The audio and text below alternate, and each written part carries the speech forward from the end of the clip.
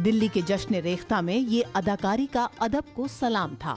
सादत हसन मंटो को पहली बार बॉलीवुड के पर्दे पर उतार रही नंदिता दास और उनके मंटो यानी नवाजुद्दीन सिद्दीकी ने इस महफिल में मंटो को फिर से जिंदा कर दिया। हिंदुस्तान जिंदाबाद, पाकिस्तान जिंदाबाद, इन चीखते चिल्लाते नारों के बीच कई सवाल थे। मैं किसी अपना मुल्क कहूँ, लोग धड़-धड़ क्यों मर रहे थे।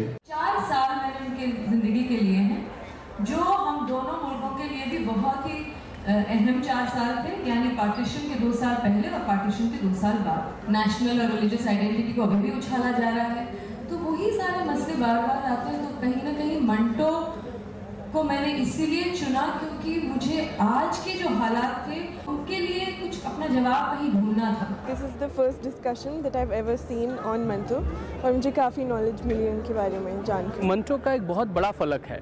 हिंदुस्तान और पाकिस्तान दोनों देशों की आवाम उनको सुनना चाहती है। मंटो आज और रेलेवेंट होता है। मुझे बड़े अफसोस के संग कहना पड़ता है कि मंटो जो तोबा सिंह की हालत हुई थी वो हम सब लोगों की होती जा रही है। अगर आप मेरी कहानी को बर्दाश्त नहीं कर सकते तो इसका मतलब ये है कि इस जमाना ही नाकाबिले बर्दाश्त है। जश्न रेख्ता में मंटो का जिक्र भले ही बॉलीवुड के बहाने छिड़ा हो, लेकिन जैसे जैसे बात आगे बढ़ती गई ये भी साफ होता गया कि मंटो के अल्फाज के नश्तर आज भी लोगों के सीने में वैसे ही उतरते हैं जैसे 70 साल पहले उतरा करते थे। और शायद यही उनकी कभी खत्म न होने वाली शोहरत का राज भी है।